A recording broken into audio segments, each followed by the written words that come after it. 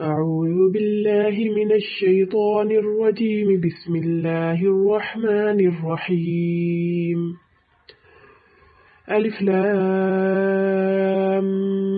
ميم ذلك الكتاب لا ريب فيه هدى للمتقين الذين يؤمنون بالغيب ويقيمون الصلاة ومما رزقناهم ينفقون والذين يؤمنون بما أنزل إليك وما أنزل من قبلك وبالآخرة هم يوقنون أولئك على هدى من ربهم وأولئك هم المفلحون إن الذين كفروا سواء عليهم أأنذرتهم أم لم تنذرهم لا يؤمنون ختم الله على قلوبهم وعلى سمعهم وعلى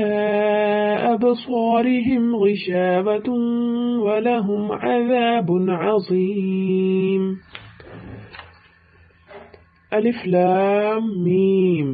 یہ کتاب ایسی ہے کہ اس میں کوئی شک نہیں،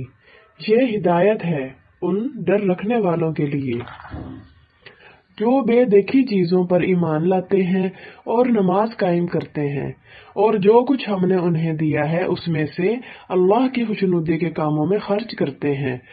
اور جو اس وحی پر بھی ایمان لاتے ہیں جو آپ پر اتاری گئی اور اس پر بھی جو آپ سے پہلے اتاری گئی، اور آخرت پر وہ مکمل یقین رکھتے ہیں۔ یہ ہیں وہ لوگ جو اپنے پروردگار کی طرف سے صحیح راستے پر ہیں، اور یہی وہ لوگ ہیں جو فلاح پانے والے ہیں۔ بے شک وہ لوگ جنہوں نے کفر اپنا لیا ہے ان کے حق میں دونوں باتیں برابر ہیں، چاہے